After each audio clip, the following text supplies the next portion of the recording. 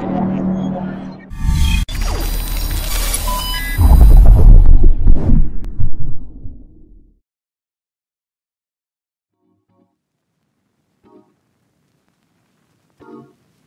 traders, you're with Matt. Welcome to this week's market game plan. Pretty interesting week ahead. Lots of data coming out that could really move the markets in a big way. So let's get into it. So China remains on top of our list of things to be focusing on in the market at the moment. And what we saw this morning was China PMIs, manufacturing PMIs coming out at 49.2 versus 49.7, which is in official contraction and a much deeper contraction than was expected by the market. So we're busy seeing that slowdown in China as we've been expecting, as we've been watching for in the charts. And I believe that's a part of a fallout that we're seeing from what's supposed to be contained in the Evergrande situation, the Evergrande property market. It's actually starting to show in the markets in the fallout. And as we can see, we're looking at the same thing in the yields, with the yield curves in both Australia and Korea both starting to invert, which inverted yield curve obviously showing that a probable recession is in play in both South Korea and Australia. And what we can see there is fallout from China starting to spread through to the rest of Asia, and what I believe will start to spread into a deflationary shock for the global economy. So we'll be keeping a close eye on that. And if we take a look at Chinese stocks, it does look like there's a potential China stock sell-off coming, as well as a sell-off in South Korea and Australia. When we look at the charts, we can see the CSI 300 index, which is China's stock exchange, coming out of a very nice little corrective structure, and an ABC corrective structure where the C wave is still to come, which means there's a potential sell-off on the cards of around about 30 to 40% to the downside. So that definitely showing signs of weakness in the Chinese stock market. When we look at the South Korean stock market, we're seeing a very similar picture where we have another ABC corrective structure that does look like it's ready to sell off, and this one has a downside of around about 50 to 55% to the downside. So Kospi also looking really weak. And then moving on to the Aussie index, we can see that we see the same thing across the board. Is the same corrective structure that looks like it is now have a B wave that is complete, and we have a C wave that is about to commence to the downside with a plus 50% correction to come. So we're seeing this across the board. We're seeing this corrective structures looking extremely weak. We're seeing really important trend lines being broken, retested, and quite a big candle to the downside, closing markets in Australia on Friday. And we'll definitely be watching this week for some more weakness moving forward. Heading over to the US, where we're seeing the Euro-dollar futures market pricing in a June rate hike. And we saw that with the dollar really spiking into Friday's close. Were really big strong moves there in the dollar. And what we were seeing there is the odds of a rate increase in June climbing as high as 87%. Based on swaps contracts tied to the Fed meeting date. So we saw a big liquidity event in the Euro-dollar futures market, and that's really led to the dollar hitting a big spike closing into the close. Whether that's going to rally into the next of the week, or we are going to start to see that dollar weakness, it is yet to be seen. But we'll go into the charts later and show you why we believe that the charts are showing more dollar strength moving forward. And heading across to some more global news, what we're seeing in the Baltic Dry Index could be giving a signal towards what we believe to be that deflationary shock. For those of you that don't know, the Baltic Dry Index is an index which tracks the cost of moving dry goods around on the global supply chain, basically tracks iron ore, coal, and specific foods. And what we're seeing there is a extended loss to the 7th straight session, falling 3.1% on Friday. So taking it to 20.2% down for the week and more than 30% in October. Its biggest monthly decrease since January of 2020. Moving on to the economic calendar this week, we have ISM manufacturing PMIs coming out of the US tomorrow. That's obviously going to be a big number in terms of if we're looking at a potential economic slowdown in the US as well, which we believe to be the case. And obviously it kind of weakens the Fed position in terms of hiking rates into a weakening economy. Match that with the ISM services PMI also coming out on Wednesday, and we'll have a good indication of what the US economy is doing or should be doing moving forward. We have the Tuesday, we have the RBA rate decision coming out of Australia, which will be a big number for them as well, because inflation's kind of pushing the hand of the Australian Reserve Bank, and that's got to do with more inflation than the actually economic guidance that the Reserve Bank is following. We have wage growth that is kind of under subpar of what the RBA is looking for. But as we saw with the bond market in Australia this week, with the 2-year blowing out, we can see that the RBA is under pressure to make some moves there, and the market is pricing in some rate hikes sooner than the RBA was expected to do so. We also have the Fed rate decision on Wednesday, which is going to be another big one. Obviously, we don't expect the Fed to hike rates on Wednesday, but we do expect forward guidance to move forward towards June of next year for a rate hike, as we saw the bond markets pricing in as well. Thursday, we have the Australian trade balance, which could be another signal, just a small signal as to what's happening with the Chinese economy and a potential slowdown in China, which, as we said, could have a potential big deflationary shock for the rest of the globe. We have Bank of England rate decision coming out as well. And then also a big number is the Friday non-payrolls, which could be an indication to how much pressure the Fed's going to be under. If those numbers come out higher than expected, we can see that the Fed's kind of final trade, or the final yardstick of when it wants to hike rates, is when employment comes back to normal or comes back to a higher number. And if that higher number comes in on Friday, that could see the dollar spiking as rate hikes get pushed even further forward than the market or the Fed was expecting. So those are some big numbers coming out this week and could be some market movers.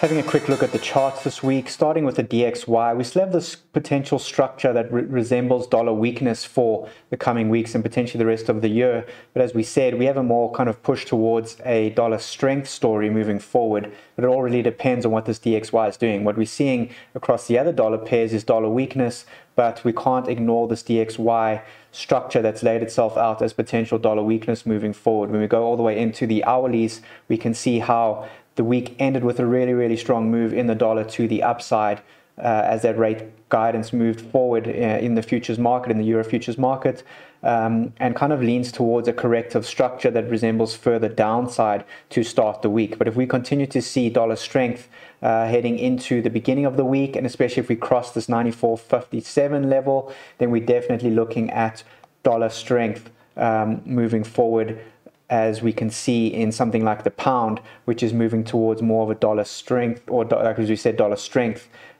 situation. We have this nice big ABC corrective structure, which is now complete, and we had a really strong move to the downside following that US dollar move in the euro, which we can see here heading into the end of the week. So a big move to the downside, which resembles future dollar weak or dollar strength moving forward. Same thing with the Aussie dollar, US dollar, a big corrective structure that resembles dollar strength moving forward, following that move down. New Zealand dollar, also a structure that resembles dollar strength moving forward. But that being said, just a little bit of a kind of contradiction to that is that this C wave may not be complete. We could still see another pop higher as the C wave chops up towards maybe even as high as 73 before turning to the downside. So it's just a matter of waiting for that confirmation, being patient with our dollar trades, and waiting for that turn to the downside. US dollar CAD, another one indicating dollar strength moving forward, popping out to the upside eventually. It's just a matter of timing. US dollar Swiss, following a really nice trade that we did on the US dollar Swiss, a US dollar short against the Swiss has now turned around strongly to the upside, and we'll now be looking to get long US dollar against the Swiss moving forward as we move back up towards the 94, 95 handle, somewhere around there. As you can see from our guidance on our arrows, we're looking for further upside there. So we trade this all the way to the downside. We'll be looking to trade it to the upside moving forward. And then even more, we'll be looking for further downside down the line in the US dollar Swiss. Very clean structure there. US dollar yen still marching higher, looking corrective for further upside, but lower time frames also showing potential moves to the downside with this little corrective structure. So we're watching this week. As you can see, the theme this week is all about patience and waiting for clarity where the dollar market will be moving forward. Moving into precious metals, we remain precious metal bears. We saw silver sell off pretty strongly last week. As we mentioned, silver looking really weak, and structurally speaking, it still looks weak. Doesn't mean we can't see a pop up towards kind of 25, 26 to the upside to complete that kind of break and retest of that head and shoulders neckline we spoke about last week.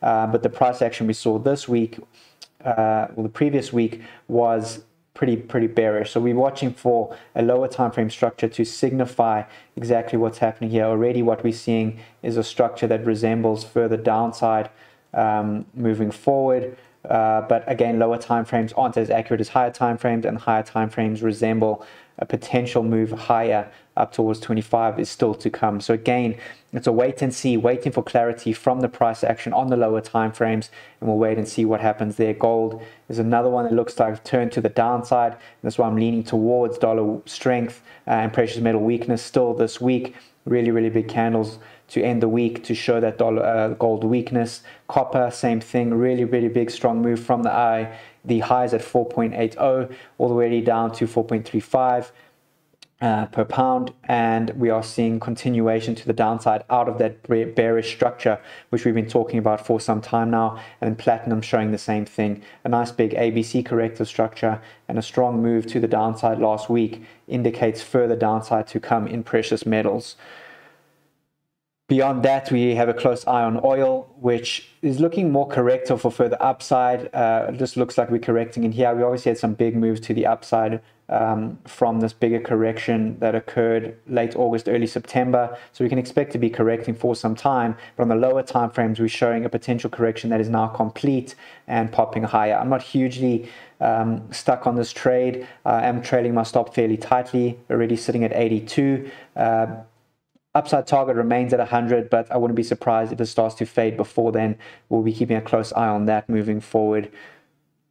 We'll obviously be keeping a close eye on US rates, the US 10-year versus the US 2-year. If that yield curve continues to look like it wants to invert, we may be heading into an economic slowdown there. China yields and Aussie yields are another one to be watching. As you can see, Aussie yields have been blowing out basically since the end of August. I believe that's got something to do with Evergrande and the situation there, but that will be yet to be determined.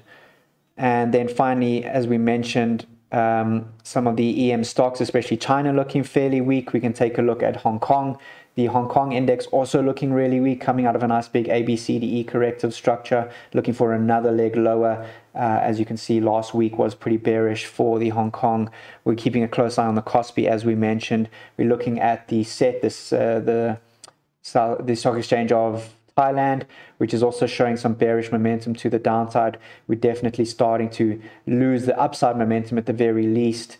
And when we look out to the weeklies, we can see a structure that resembles a bearish move to come at some point. As you can see, got that same ABC corrective structure to the downside. So we're keeping a close eye on emerging markets and emerging market currencies. Obviously, the renminbi ended the week pretty strongly, or at least in the green. We'll be watching this to continue, as China will potentially have to weaken its currency in order to support its economy. We saw big moves in emerging market currencies last week. US dollar Mexican pushing to the upside, Singapore dollar pushing, we're still kind of in this corrective range, but showing signs of potential move to the upside. As you can see on the dailies, we have this corrective move that continues to look very corrective for further upside.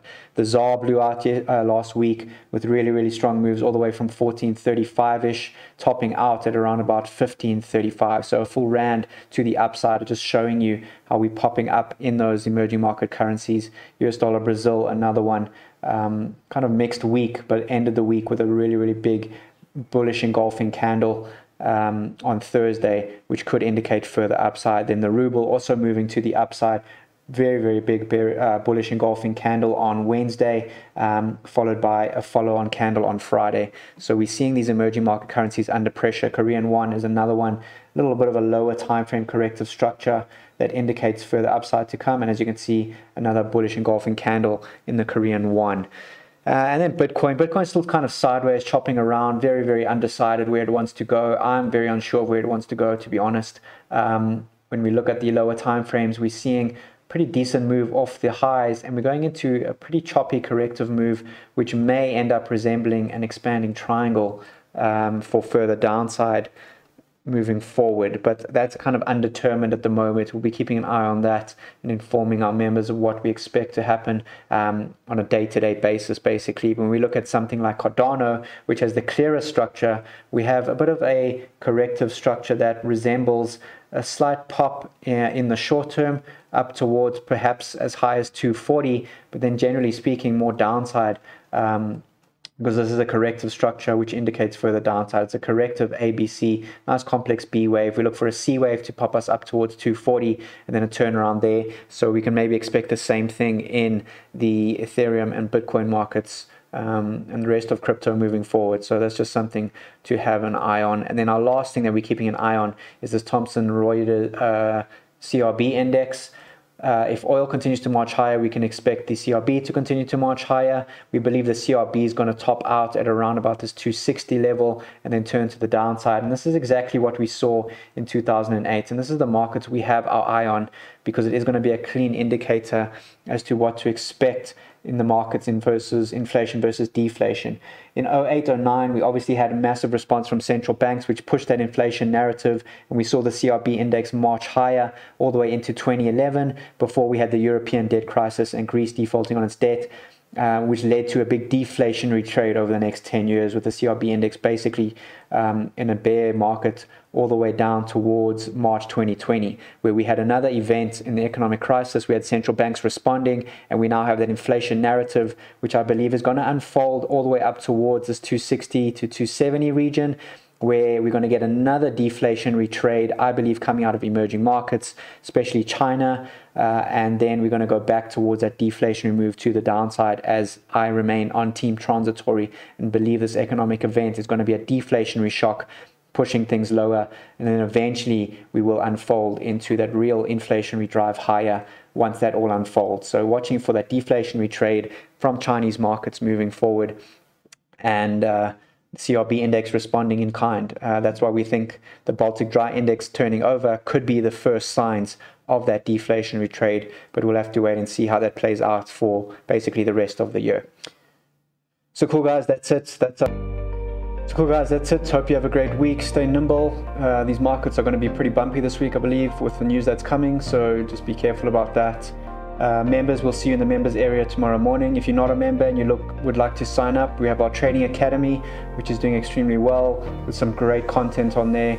You can find the link in the description below. If you'd like to sign up for these game plans to get them delivered to you in your mailbox every week, you can sign up in another link tomorrow, or in the description as well. We'll put 2 links in there, and then just keep an eye out on our investors portfolio advisory service that we're going to be launching pretty soon for guys that aren't looking to trade the markets but still want to take advantage of these positions.